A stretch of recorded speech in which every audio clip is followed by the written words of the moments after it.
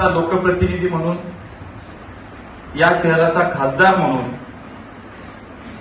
जे काही जैन बांधवांच्या सोबत न्याय होणं अपेक्षित आहे, पुढच्या काही दिवसात त्याचा न्याय होण्यासाठी माझी महत्वाची भूमिका राहील आणि लवकरात लवकर हा विषय समाजाला हवा तसाच सुटला जाईल हे मी या ठिकाणी आपल्याला आश्वस्त करतो।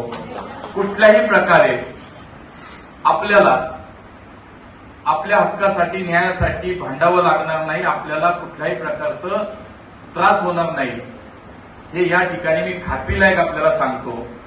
आणि म्हणून शेवटी ही भूमिका कोणीतरी घ्यावी लागते।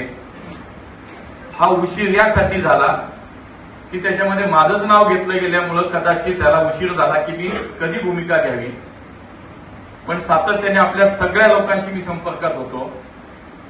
आपले योगेशजी असतील, लक्ष्मीकांतजी असतील, अक्षय असेल, या सगळ्यांशी सुद्धा सातत्यानं संपर्कात होतो आणि म्हणून हा विषय अधिक न वाढता गुरुदेव आपण जे सांगा त्या पद्धतीनेच हा विषय संपेल।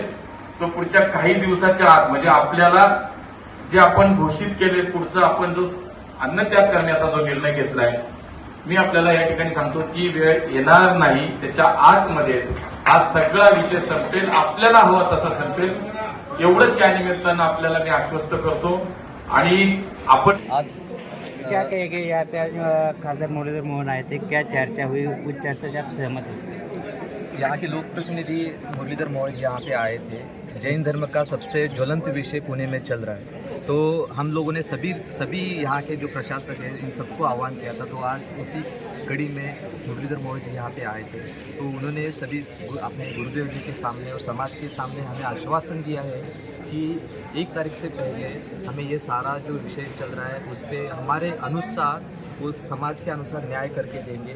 लेकिन उन्होंने आश्वासन दिया है, उस आश्वासन पे उनका हम ठीक है कुछ ना नहीं तो लेकिन आश्वासन दिया, लेकिन जब तक ये कानूनी प्रक्रिया से लीगली कागज़ के ऊपर नहीं उतरता तब तक हमारी लड़ाई खत्म नहीं होने वाली, हमारा आंदोलन इसी गति से तीव्र होते जाने वाला है। जिस टाइम वो प्रेस में माध्यम से बात कर रहे थे, यहाँ पे कुछ तब बवाल हो गया कि शील्ड कैंसिल वगैरह से घोषणाबाजी शुरू की, फिर वो क्या? देखिए उन्होंने ये आश्वासन दिया है कि तुम्हारे हिसाब से करके दूंगा, लेकिन जो मुख्य प्रश्न था कि सेल कैंसिल करोगे या नहीं, उसके ऊपर समाज ने उनको पूछा कि आप वो स्पष्ट बोलिए कि सेल कैंसिल करने वाले हैं क्या नहीं, लेकिन उसके ऊपर उन्होंने कमेंट नहीं दिया है, सिर्फ आश्वासन दिया है कि हम ये समाज की इच्छा के अनुसार करके देंगे। 100% बोलेंगे वो इम्पोर्टेंट है, 100% आपके अनुसार करके देंगे, लेकिन वो मेन जो है लीगली सेल्डिड कैंसिल होगा तभी ये सब कुछ होने वाला है। आप वो सेल्डिड कैंसिल होगा ऐसा क्लियर मैसेज हमें नहीं मिला है। जो अभी यहाँ जो समाज है, हमारी समाज आश्वासन पे भरोसा नहीं कर रही है, क्योंकि इतने सारे पेपर इन्होंने यहाँ वहाँ खिलाए, मतलब यहाँ घुमाए हैं। तो यहाँ की समाज जो है वो समाज बोलती है कि जब तक हमारा कोर्ट से लीगली पेपर के थ्रू यहाँ शील्डेड कैंसिल का ऑर्डर नहीं आता है तब तक हम लोग शांत नहीं बैठेंगे। हमारे समाज का यही एक सबका इशारा है और इसी के चलते हम यही आंदोलन इसी कड़ी में हमारा चलता रहेगा जब तक शील्डेड हमारे हाथ में पेपर के थ्रू आता नहीं। महाराज गुरुदेव के सामने आपको आश्वासन दिया है, तो भी आपको ऐसा लगता है कि वो आश्वासन पूर्ण करेंगे नहीं? देखिए ये मतलब ऐसा समझ लीजिए नेताओं का आश्वासन है, लेकिन यहाँ लीगल जो सपोर्ट है वो सपोर्ट जब तक नहीं होता है तब तक हम इस पे भरोसा नहीं कर सकते।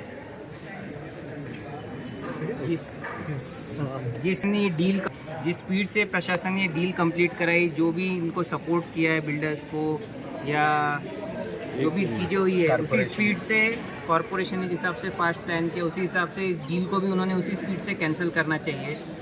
आज उन्होंने बोला है कि ये 4 दिन में हो जाएगा और हमको लगता है कि जिस हिसाब से उन्होंने बोला है, जिस स्पीड से सब काम हो रहे थे पहले भी, उसी स्पीड से ये भी काम वो कंप्लीट करा देंगे। अगर 4 दिन में नहीं हुआ तो आप उनकी मुलाकात लेंगे?